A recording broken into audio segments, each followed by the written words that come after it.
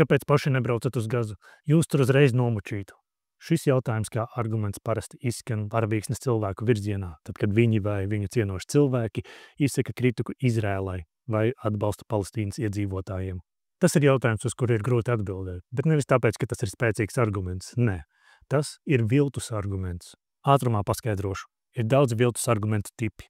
Tie ir nekorekti formulēti argumenti ar mērķi nonākt nevis loģiskam atrisinājumam, bet līdz piekrišanai. Piemēram, es atradu kauku kaķa toaletē.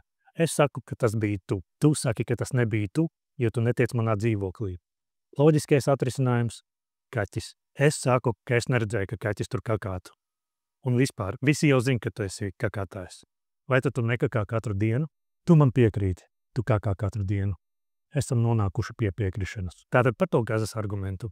Tā ir sarkanā sirķe, jeb uzmanības novēršana ar nesaistītu argumentu. Izrēla veids genocīdu. Tas ir jāpārstāj. Bet palestīnieši neieredz gejus? Ok. Visi, kas neieredz gejus, nav tiesīgi dzīvot. Ir tīpaši tie bērni, kas pat nezin, kas ir gejs. Ātri izējam cauri vēl dažiem. Relativizēšana. Problēmas nopietnības mazināšana, salīdzinot to ar citu. Bet kā ar apsūdzības ignorēšanu izvirzot pret apsūdzību.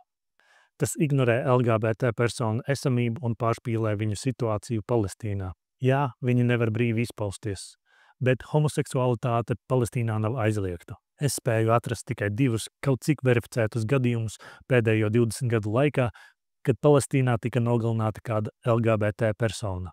Ahmads, kurš meklēja patvērumu Izrēlā, un Zuhairs, kur nogalināja par spiegošanu Izrēlas labā.